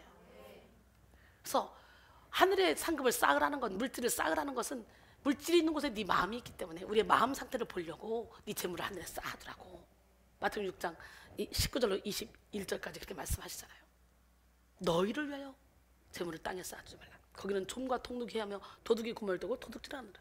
오직 너희를 위하여 보물을 하늘에 쌓아두라. 거기는 좀이나 통둑이 하지 못하고 도둑이 구멀되고 도둑질도 못하느니라. 내 보물이 있는 그곳에는 내 마음도 있느니라. 그렇죠? 할렐루야. 그들은 이스라엘 백성들은 하나님의 전적인 은혜에 감사하며 하나님의 뜻을 따르는 예배를 드린 것이 아니고 자신들이 바치는 무수한 재물과 최상급의 예물을 내세우는 예배를 드린 거예요. 그래서 우리 교회는 그렇잖아요. 아무리 몇십억 몇천억을 갖고 와도 이 사람이 하나님 앞에 전심으로 부르짖고 정말 하나님 말씀대로 살기 원하는 마음이 없다면 나는 그런 거 안 받는다. 하나님을 예배하면서 하나님을 주목하지 않았고 인간적인 수단과 방법을 의지했습니다. 이스라엘 백성들은. 이렇게 하나님은 인간의 의, 인간의 자랑, 인간의 공로가 앞선 예배를 기뻐하지 않는다. 하나님이 아벨의 제사를 받으시고 가인의 제사는 받지 않으신 이유가 바로 이와 같은 이유예요. 창세기 4장 3절로 5절 보니까 세월이 지난 후에 가인은 땅의 소상으로 제물을 삼아 여호와께 드렸고 아벨은 자기도 양의 첫 새끼와 그 기름으로 드렸더니 여호와께서 아벨과 그의 제물은 받으셨으나 가인과 그의 제물은 받지 아니하신지라. 가인이 몹시 분하여 안색이 변하니 가인은 땅의 열매 중에서 헌물을 가져왔습니다. 곡물이나 과일을 주님께 헌물로 가져온 거예요. 아벨은 양떼의 첫 새끼들과 그것들의 기름을 가져왔어요. 어느 것이 더 귀하냐, 어느 것이 더 비싸냐, 이 문제가 아닙니다. 저주받은 땅에서 가져온 것이 문제다, 피제사가 아닌 것이 문제다 라고 진단하는 사람들도 많이 있죠. 옛날에 그랬잖아요. 피제사가 아니라 그런다, 이런 말 목사님들 많이 했어요. 이거 아니에요. 율법에 따르면 하나님은 땅에서 나는 소산물도 받으셨어. 민수기 15장 9절로 10절. 소재로 고운 가루 10분의 3 에바에 기름 한 흰을 섞어 그 수송아지와 함께 드리고 전제로 포도주 반 흰을 드려 여호와 앞에 향기로운 화제를 삼을지니라. 받으셨어요. 그런데 하나님은 아벨과 그의 헌물에는 관심을 가졌지만 가인과 그의 헌물에는 관심을 갖지 않으셨어. 이를 볼 때 우리는 하나님이 아벨의 헌물보다 아벨에게 먼저 관심을 가지시는 것을, 가인의 헌물보다 가인의 마음에 먼저 관심을 가지시는 것을 알 수가 있습니다. 우리의 헌물보다 우리의 마음을 더 하나님이 보시는 거예요. 내가 헌금을 얼마 했는데, 내가 봉사를 얼마 했는데, 내가 여기 와서 얼마나 내가 매달려서 주님의 일을 했는데 어떻게 내가 되는 게 없어? 이미 다 까먹은 거야. 내가 그동안 했던 모든 헌신수고 다 까먹은 거야. 평생 다 해도 우린 내세울 게 없어. 왜냐하면 우리는 빈손으로 와서 빈손으로 간 거고 다 주님께로부터 온 거야. 그러니까 저는 내가 달아 죽을 때까지, 강단에서 설교다 쓰러져 죽을 때까지 나는 생명 걸고 주 일을 하겠다, 그런 마음으로 지금까지 사역을 해왔어요. 여러분, 하나님의 관심은 헌물이 아닙니다. 헌물의 종류도 아닙니다. 헌물 드리는 사람의 마음이 있습니다. 잠언 15장 8절에 악인의 제사는 여호와께서 미워하셔도 정직한 자의 기도는 그가 기뻐하시느니라. 잠언 21장 27절에 악인의 재물은 본래 가증하거든 하물며 악한 뜻으로 드리는 것이라. 그래서 가인의 문제는 희생물 이전에 가인 자신에게 있었습니다. 하나님은 가인이 사악한 자에게 속해 있으며 악하다는 사실을 아셨어요. 연일서 3장 12절에 가인같이 하지 말라, 그는 악한 자에게 속하여 그 아우를 죽였으니. 어떤 이유로 죽였느냐? 자기 행위는 악하고 그 아우의 행위는 의로움이라. 여러분, 하나님은 사람을 외모로 취하지 않습니다. 주님은 그들의 중심을 보시고 그들의 영을 달아보시며 그들의 믿음을 보십니다. 그러므로 우리는 예물보다 예물을 드리는 우리의 마음과 영을 먼저 살펴야 돼요. 마태복음 5장 23절 24절. 그러므로 예물을 제단에 드리려다가 거기서 내 형제에게 원망 들을 만한 일이 있는 것이 생각나거든 예물을 제단 앞에 두고 먼저 가서 형제와 화목하고 그 후에 와서 예물을 드리라 그랬어요. 하나님은 자신의 제물을 받지 않았다고 화를 내는 가인에게 이렇게 말씀하셨어요. 창세기 4장 6절로 7절. 여호와께서 가인에게 이르시되 내가 분하여 하면 어찌 됨이며 안색이 변하면 어찌 됨이냐. 내가 선을 행하면 어찌 낯을 들지 못하겠느냐. 선을 행하지 아니하면 죄가 문에 엎드려 있느니라. 죄가 너를 원하나 너는 죄를 다스릴지니라 그랬어요. 여기서 내가 선을 행하면 이란 말씀은 믿음으로 행하면, 들은 말씀에 순종해서 행하면 이란 말씀이에요. 하나님 앞에서 선은 선행이나 의로운 행실, 거룩함이 아니라 믿음으로 행하는 것입니다. 사무엘상 15장 22절에 사무엘이 이르되 여호와께서 번제와 다른 제사를 그의 목소리를 정종하는 것을 좋아하신 같이 좋아하시겠나이까? 순종이 제사보다 낫고 듣는 것이 수당의 기름보다 나으니 그랬어요. 가인과 아벨의 차이는 인격의 차이가 아니에요. 업적의 차이도 아니에요. 학력과 경제력의 차이도 아니에요. 가인과 아벨의 확연하게 구분해 주는 것은 뭐냐? 믿음의 차이입니다. 믿음이 이기네, 믿음이 이기네, 주 예수를 믿음이 온 세상 이기네. 하나님께서 받으시는 유일한 희생물은 순종입니다. 성실, 열심, 나의 견해는 주님과 아무런 상관이 없어요. 주님께 나아갈 수 있는 방법은 주님께서 말씀하신 그 말씀을 믿고 믿음으로 나가는 거예요. 믿음의 본질을 회복하지 않고 인간의 공로를 내세우는 예배는 비교의식, 교만, 낙심, 절망 등의 이 죄만 남길 뿐이에요. 아벨은 믿음으로 가인보다 더욱 뛰어난 희생물을 드려서 의로운 자라는 증거를 얻었습니다. 히브리서 11장 4절에 믿음으로 아벨은 가인보다 더 나은 제사를 하나님께 드림으로 의로운 자라 하시는 증거를 얻었으니 하나님이 그 예물에 대하여 증언하십니다. 그가 죽었으나 그 믿음으로써 지금도 말하느니라 그랬어요. 오늘 우리는 인간의 공로를 내세우는 예배의 오염물질을 제거하고 오직 하나님의 은혜를 의지하고 십자가의 공로를 믿으며 예배를 드려야 돼요. 인간은 아무리 노력해도 아무리 애써도 선하고 온전한 예배를 드릴 수 없는 연약한 존재라는 걸 깨달아야 돼요. 죄로 더럽혀진 우리의 마음은 우리의 노력으로 절대로 씻을 수 없습니다. 그 어떤 물질로도 씻을 수 없습니다. 그러므로 우리는 오직 어린 양의 보혈을 의지해서 죄사함을 받고 십자가의 공로만을 의지해야 됩니다. 오늘 본문 18절이죠. 여호와께서 말씀하시되 오라 우리가 서로 변론하자. 너희 죄가 주홍 같을지라도 눈과 같이 이어질 것이요 진홍같이 붉을지라도 양털같이 이게 되리라. 할렐루야. 모든 죄를 사할 권세를 가지고 계신 하나님은 이 시간 우리에게 오라고 말씀하셔. 앉아있지만 마음은 딴 데가 있지 말고 주님께로 오세요. 지금 오라에 해당하는 레쿠는 문자적으로 걸어서 오라라는 의미입니다. 이는 변론의 자리로의 초청에 즉각적으로 나오며 그에 적합한 반응을 보여야 함을 촉구하기 위한 표현입니다. 그 어느 누구와 변론해도 이길 능력이 하나님이시기 때문에 변론하고자 하는 거예요. 우리의 죄는 주홍 같고 진홍 같습니다. 죄가 주홍 같고 진홍 같다는 말은 숨길 수 없고 덮을 수도 없다는 거예요. 죄로 물든 손이 피 묻은 손과 같듯이 죄에 파묻힌 인생은 핏빛으로 물들어 주홍 같고 진홍 같습니다.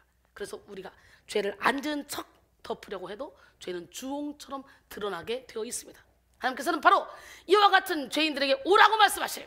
그 죄를 가지고 망하지 말고 오직 십자가에 못 박혀 죽으심으로 우리의 모든 죄를 해결하신 예수 그리스도의 피를 의지하라고 초청하십니다.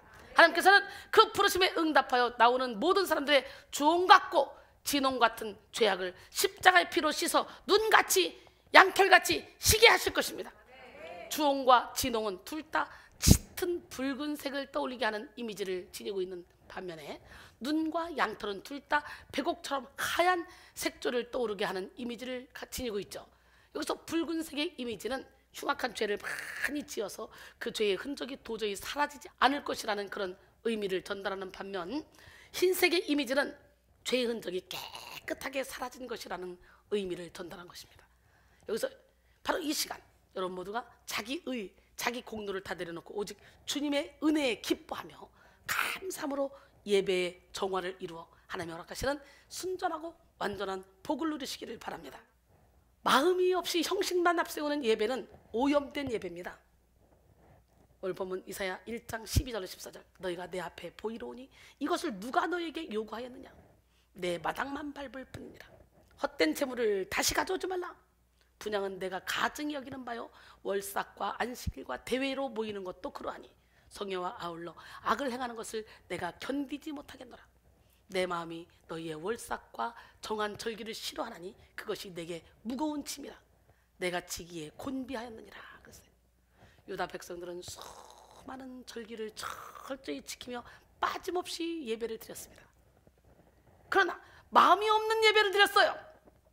하나님은 그런 유다 백성들의 형식적인 예배를 마당만 밟을 뿐이라. 의 원어 기본형은 라마스인데요, 밟아 뭉개다, 무시하다 등의 의미를 지닙니다. 즉 마당만 밟는 형식적인 예배는 하나님의 영광을 밟아 뭉개버리고 무시하는 행위라는 거예요. 그렇잖아요. 예수를 믿는다면서도 마당만 밟은 사람은 가서 세상 사람과 전혀 다름없이 살잖아. 그래서 그 사람들 때문에 교회가 욕을 얻어먹잖아. 하나님을 무시하는 행위라는 거예요. 하나님은 마음 없이 드리는 제물을 헛되이 여기시고 마음 없이 드리는 예배를 가증히 여기십니다. 마음 없이 부르는 찬양, 마음 없이 드리는 기도를 싫어하시고 마음 없이 외치는 설교를 미워하십니다. 그러므로 우리는 무엇보다 예배를 통해 하나님께 마음을 드려야 돼요. 마음이 없이 예배하는 그런 어리석은 자가 되지 않기를 원합니다. 잠언 23장 26절에 내 아들아 내 마음을 내게 주면 내 눈으로 내 길을 즐거워할지어다. 신명기 30장 9절 내가 내 하나님 여호와의 말씀을 청종하여 이 율법책에 기록된 그의 명령과 규례를 지키고 내 마음을 다하며 뜻을 다하여 여호와 내 하나님께 돌아오면 내 하나님 여호와께서 내 손으로 하는 모든 일과 내 몸의 소생과 내 가축의 새끼와 내 토지 소산을 많게 하시고 내게 복을 주시되 곧 여호와께서 내 조상들을 기뻐하신 것과 같이 너를 다시 기뻐하사 내게 복을 주시리라 그랬어요. 신앙의 자리는 마음입니다. 믿음의 자리는 마음입니다. 하나님은 마음이 없는 몸의 예배를 기뻐하지 않아요. 우리가 선물을 받아도 마음이 없는 형식적인 선물이라면 기쁘지 않잖아요. 김남준 목사가 쓴 예배의 감격에 빠져라 라는 책에 요즘 성도들이 드리는 예배의 유형을 몇 가지로 구분하고 있습니다. 수면제 예배가 있어요. 수면제 예배. 무슨 예배?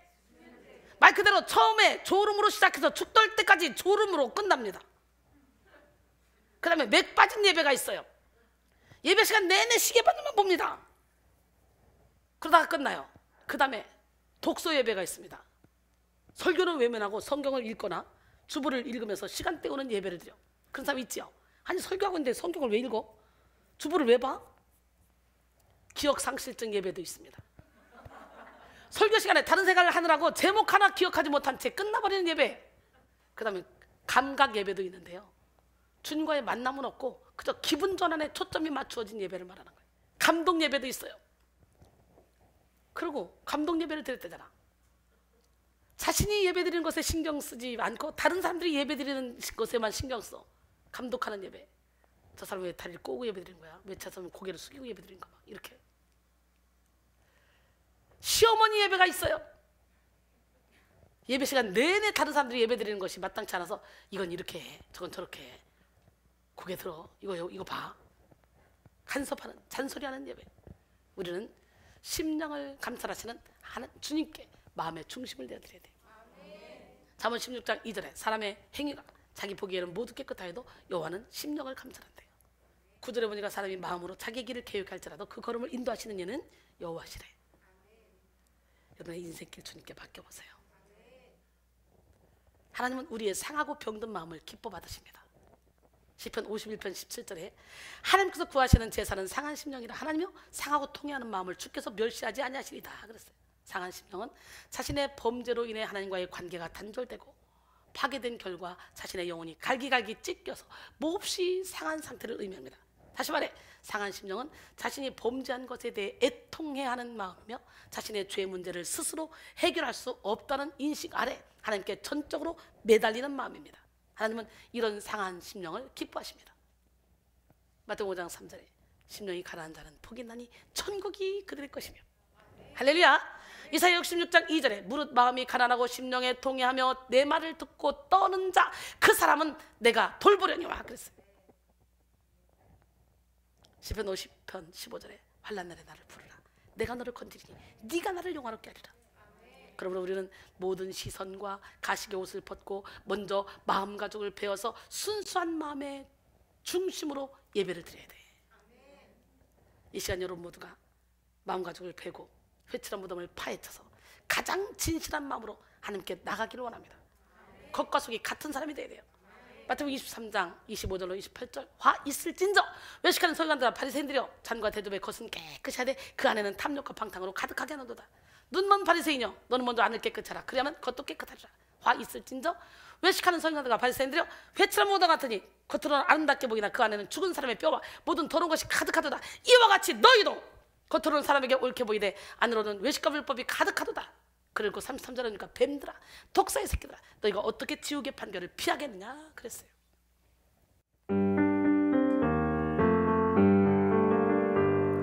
잔과 대접에 것은 깨끗이 하되 눈먼 바리새인처럼 그 안에는 탐욕과 방탕으로 가득한 내 영혼이여. 겉으로는 눈먼 바리새인처럼 뱀질한 문어같이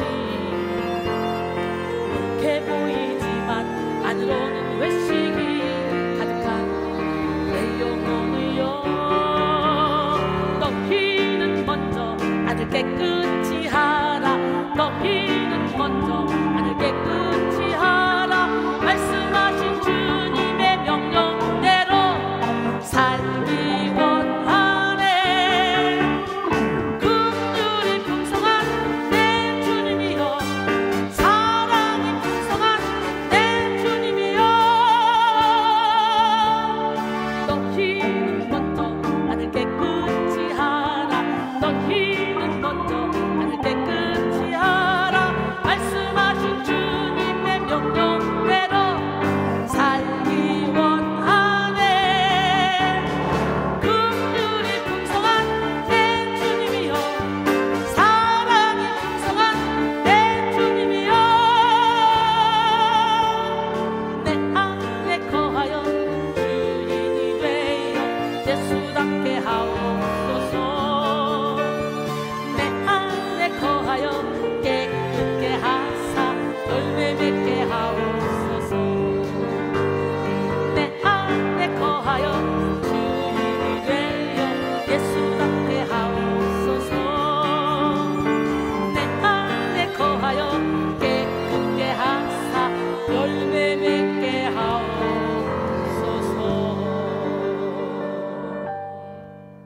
예, 이것도 우리 백송 찬양이죠.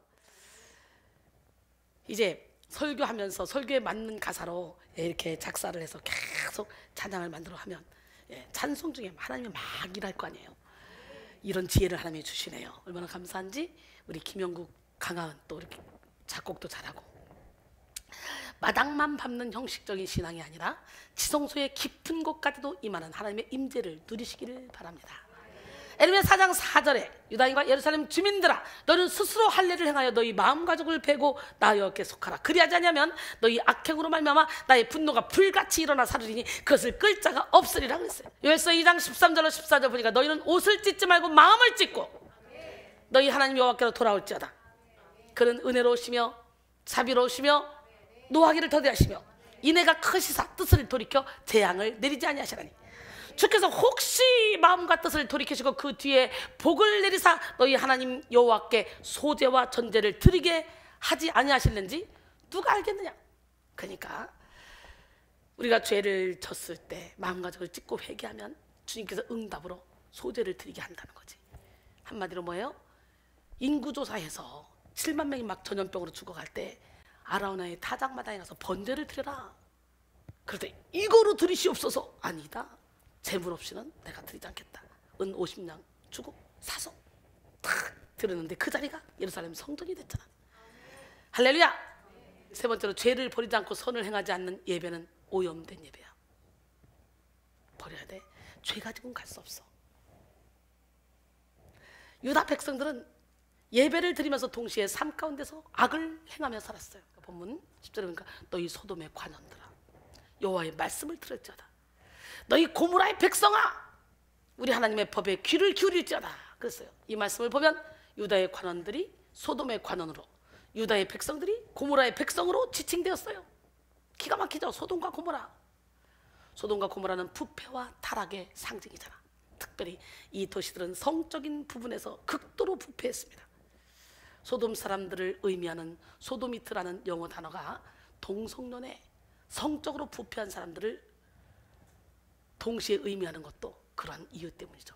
유다 백성들은 예배를 드리기는 했지만 삶이 소돔과 고모라 사람들처럼 악했습니다. 이것이 하나님께서 그들의 예배를 받지 않는 원인이 된 거예요. 본문 15절에 너희가 손을 펼 때에 내가 눈을 너희에게서 가리고 너희가 많이 기도할지라도 내가 듣지 아니하리니 이는 너희의 손에 피가 가득함이라. 여기서 유다 백성들의 손에 피가 가득하다고 말씀하셨는데요, 여기서 피는 죄를 가리키죠. 이는 그들이 죄악으로 부정해졌다는 것을 의미합니다. 그래서 하나님과 멀어졌고 많이 기도할지라도 하나님의 응답을 받을 수가 없었던 거지. 하나님은 죄 지은 손으로 기도하는 그들의 기도를 듣지 않으신다고 말씀하셨죠. 물론 인간은 모두 죄인이에요. 그러나 여기서 피 묻은 손으로 기도한다는 것은 회개하는 마음이 없는 완고한 상태를 가리키는 거예요. 우리는 하나님의 말씀을 들으면서도 말씀대로 살지 않는 삶을 버리고 회개를 통해 깨끗한 마음을 가지고 하나님께 예배를 해야 되는 거예요.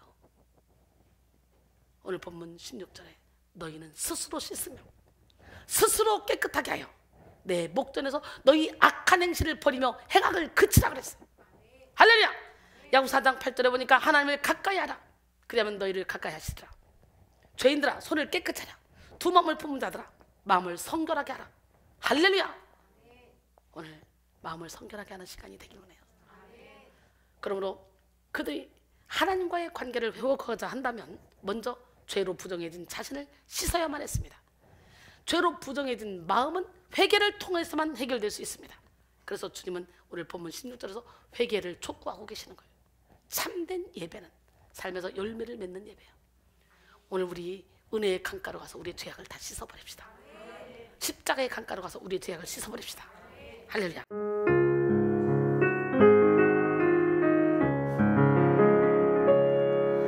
내 주의 은혜 강가로 저 십자가의 강가로 내 주의 사랑 있는 곳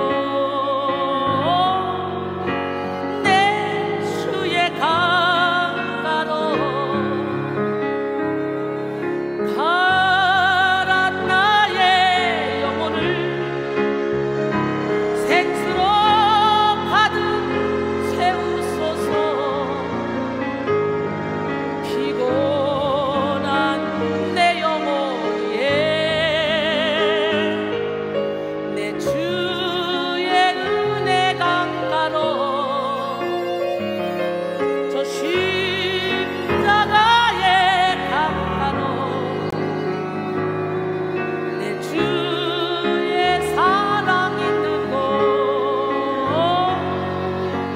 내 주의 강가로 내 주님 없이 난 못 살아. 내 주님 없이 안 돼.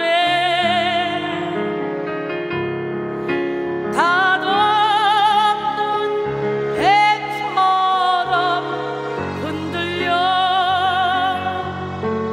주님 없이 난 못 살아.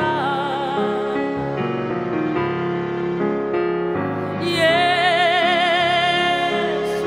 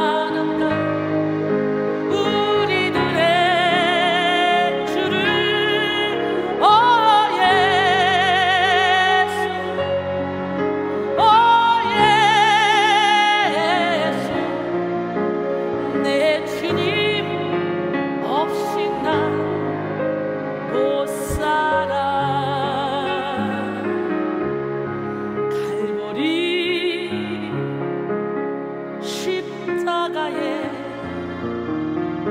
주님을 바라볼 때 하나님 크신 사랑 너무나 고마워라. 예수님의 십자가 이제는 나도 지고 이 생명 다 바쳐서 주님을 따르리라. 할렐루야. 그래서 하나님은 먼저 우리의 죄를 회개하고 죄사함을 받으라고 하시는 거예요. 그리고 소극적인 차원에서 악을 행하지 않는 데서 만족할 것이 아니라 적극적으로 하나님의 의를 행하라고 말씀하시는 거예요. 오늘 본문 17절에 선행을 배우며 정의를 구하며 학대받는 자를 도와주며 고아를 위하여 신원하며 과부를 위하여 변호하라 하셨느니라. 할렐루야. 선행은 저절로 이루어지는 것이 아닙니다. 배워야 되는 거예요. 배워야 되는 거예요. 너희는 내게 배우고 받고 듣고 본바를 행하라. 그러면 평강의 하나님이 너희와 함께 하시리라.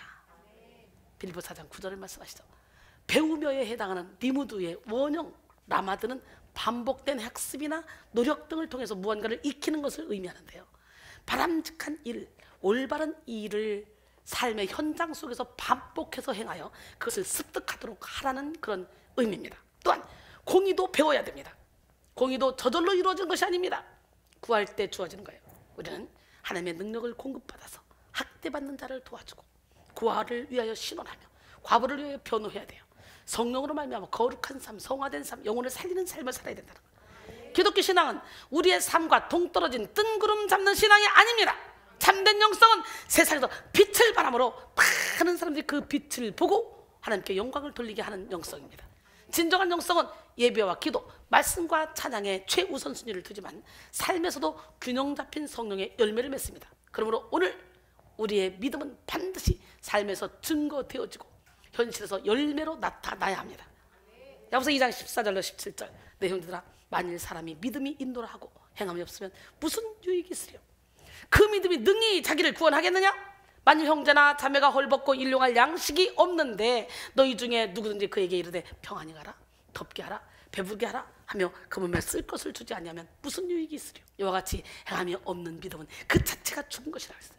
오늘 이 시간에 우리는 행함으로 세상의 빛을 바람으로 우리 빛이 세상 사람 앞에 비치게 해서 많은 사람들이 우리의 착한 모습을 보고 하나님께 영광 돌리는 삶을 살 수 있도록 우리는 축복의 통로로 쓰임받아야 돼요. 바로 이 시간 하나님이 싫어하시는 예배의 오염도서를 다 제거하고 예배의 정화를 이룹시다. 하나님은 하나님의 말씀에 즐겨 순종하는 자에게 땅의 아름다운 소산을 허락하십니다. 그러나 하나님의 말씀을 거절하고 배반하는 자를 심판하신다 그랬어요. 19절로 20절 보니까 오늘 본문 너희가 즐겨 순종하면 땅의 아름다운 소산을 먹을 것이요. 제가 그렇게 먹고 있잖아. 너희가 거절하고 배반하면 칼에 삼켜지리라. 여호와의 입의 말씀이니라 그랬어요. 결론적으로 사랑하는 성도 여러분, 오늘은 성탄을 위한 영혼의 정화라는 제목으로 테마로 오늘 첫 번째 시간 오염된 예배의 정화라는 제목으로 은혜를 나눴습니다. 예수 그리스도의 성탄이 임박한 지금 우리는 영혼의 정화를 이루어 주님이 오실 길을 준비해야 돼요. 무엇보다 예수 그리스도의 성탄으로 완성된 예배의 본질과 성육신하신 예수께서 가르치신 예배의 핵심 요소를 기억하며 예배의 정화를 이루어야 돼요.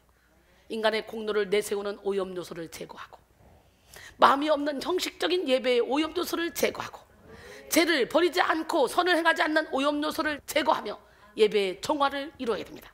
이 시간 여러분 모두가 모든 마음의 상처와 죄를 씻어서 흰눈같이 양털같이 희게 하시는 보혈의 능력을 의지해서 오염된 예배를 정화시키고 예수 그리스도의 성탄을 예비하시기를 주님의 이름으로 축원합니다.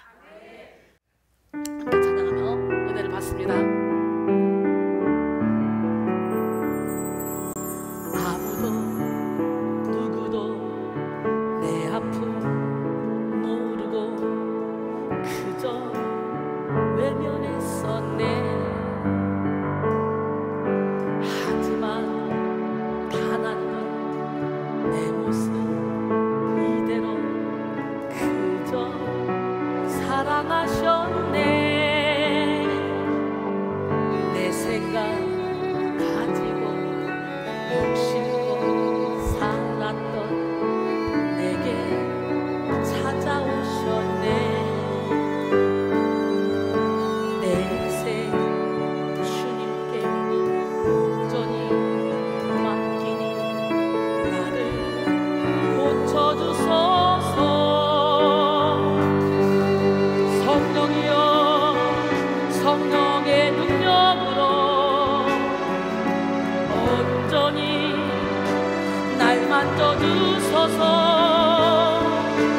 성령의 능력으로 날 고치소서.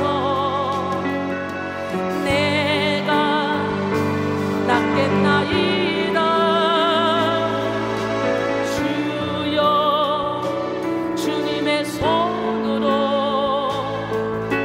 온전히 날 만져주소서. 주님의 손으로 날 고치소서. 내가 낫겠나이다. 주님의 손이 날 일으키시네. 주님의 손이 날 치료하시네. 주님의 손이 날 새롭게 하네. 주님의 손이 날 변화시키네.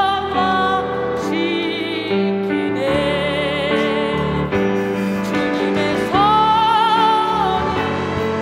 날 일으키시네.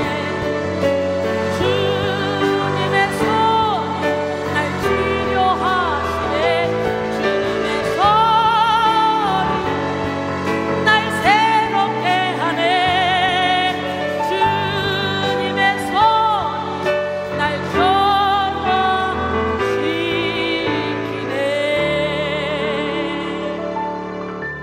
오염된 예배를 정화시키고 신령과 진정으로 예배드려도 주님의 손이 지금 이 시간에 상처받은 나를 치료하시고 새롭게 변화시킬 줄 믿습니다. 이 흔들리는 세상 속에서도 흔들리는 세상 속에 내려와서 우리를 정화시키신 주님이 계시기에 우리는 여기서도 굳건하게 믿음을 지키며 살아갈 수 있습니다. 이건 김미리 작사, 강하은 작곡, 함께 찬양합니다.